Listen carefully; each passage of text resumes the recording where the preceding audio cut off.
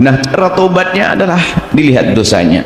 Intinya harus tobat. Kalau kita pernah mencaci orang, menggunjing orang, cara tobatnya ada. Menggunjing dosa besar, termasuk dosa-dosa besar yang tidak pernah dicermati orang yang semangat amar ma'ruf nahi mungkar adalah semacam gunjing. Di sebuah tempat mungkin ada tempat judi, tempat mabuk, mudah dihalau oleh orang yang menegakkan kebenaran, tapi gunjing siapa yang bisa? Padahal dosanya tidak kalah. Bahkan menggunjing itu medannya luas. Kalau orang berzina hanya di kamar-kamar tersembunyi. Orang mabuk pun juga tidak sedikit sekali mabuk di tengah jalan. Tapi kalau namanya menggunjing di mimbar pun bisa menggunjing, hati-hati. Wah, menggunjing di atas mimbar, tahu enggak Ustaz itu? Gini, udah tahu orang langsung ketawa. Gunjing, hati-hati, jangan ngomongin kejelekan siapapun, hati-hati. Hati itu adalah sifat jelek. Mulai malam ini kita jaga lisan kita. Saya tidak bisa mencaci orang, harus gitu, nggak boleh. Apa sih gunanya? Bahkan kalau kita tahu Abu Jahal paling jahatnya manusia, Abu Jahal paling jahatnya manusia. Kalau seandainya sepanjang hidup kita tidak mencaci Abu Jahal, kita tidak ada masalah kok. Tapi kenapa saudara kita yang seagama kita caci dan kita Allah? Ada apa itu semuanya? Apa nggak bisa berubah jadi panjatan doa? Daripada kita mencaci, oh dia jahat, dia nggak benar, ya Allah berikan hidayah kepadanya, selesai. Kita ingin menjadikan suasana pergaulan kita indah, mengajari kebaikan, lembut hati, saling memaafkan. Jangan sampai kita membuat dosa kepada sesama. Baik, kalau dosa kepada manusia tadi, ingat, dosa kepada manusia, cara tobatnya ada sendiri macam-macam. Kalau kita ngambil duitnya orang, harus kita kembalikan dengan bermacam cara.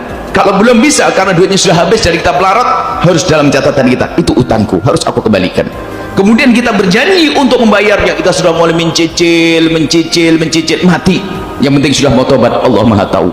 Yang repot, tidak pura-pura tidak tahu, Allah tahu. Hai hamba Allah yang pernah mengambil hartanya orang lain segede apapun, mungkin jumlahnya teramat besar, bukan puluhan juta, ratusan juta, ketahuilah Allah Maha Pengampun, asalkan ada di hatimu, di dalam hatimu ada kerinduan untuk membayar, maka Allah Maha tahu. Tapi yang cuek itulah yang akan disiksa. Cuek mengambil harta orang lain. Kalau menggunjing, omongin, mencaci orang, menjelek-jelekin orang, ada tobatnya. Pertama kita harus berhenti dari ngomongin dan ngomongin kejelekan dia, harus berhenti. Kemudian setelah itu apa? Tobatnya yang pertama adalah beristighfarlah untuk dirimu dan untuk dirinya.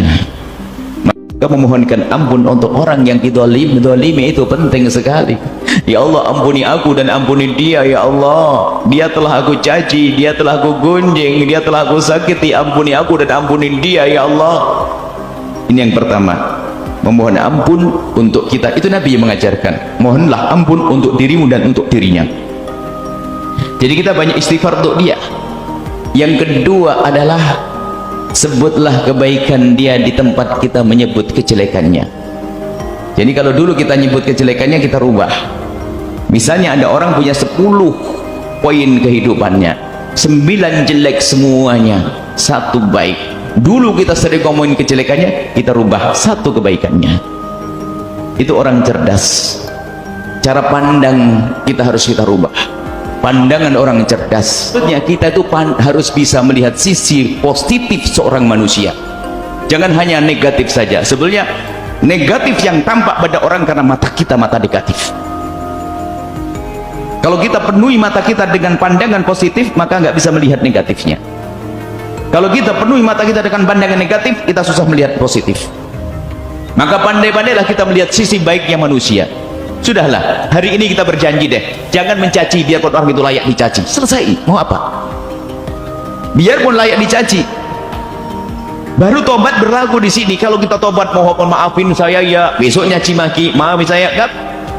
Hari ini harus berjanji. Makanya kita mulai malam ini, kita bertobat dari dosa kepada sesama manusia. Anda harus bisa merenung, dan nanti insya Allah dalam perjalanan kita sampai hari raya, kita akan mencari-cari, membenahi urusan kita dengan sesama dalam irama tobat dan berbenah diri. Tobat kepada Allah dan tobat sama manusia. Urusan kita tuh hanya untuk ini saja, Allah dan manusia. Hablum minallah, hablum minannas. Baik, mari kita semuanya sadar. Jangan sampai Anda tidak sadar dengan kejahatan Anda. Na'udzubillah. Dan ingat, Kalau orang tidak memulai dari sadar, dia tidak akan bisa berbenah, tidak akan mungkin berbenah. Menyadari kita sering ngomong sama tetangga, saudara, sanak kerabat dan sebagainya. Pernahkah anda ngomong bisnis sama orang lebih mudah daripada kepada saudara? Pernah anda ngomong gitu? Sebetulnya anda sudah menjadikan saudara anda adalah orang jauh dari anda.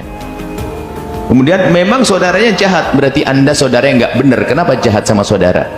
Saudara itu penting, silaturahim. Ya, malam ini adalah ayo kita dalam renungan kita, dalam perjalanan hidup kita, pokoknya kita mulai nanti malam, besok pagi, kalau duduk mikir urusan iya dengan pembantuku, kenapa kok aku kasar banget kan pembantuku, aku sering mencaci dia, mengolok dia, kenapa kok aku sering memperlambat gajinya dia, padahal duit juga ada. Memang penyakitku, ada orang penyakitnya nunda gaji, ada, bukan duit tidak ada, duit ada, tapi gayanya kalau tidak menunda gaji bukan dia, karena dicap ahli neraka itu orang zalim. Ada orang itu modelnya nunda gaji, bukan duit tidak ada, ada, memang modelnya begitu, tidak tahu kenapa, memang penyakitnya begitu, sama menunda bayar utang. Duit ada tapi bayar utang nanti ngentengin, naudzubillah. Kita segera laksanakan haknya orang, kita tunaikan, kita bayar.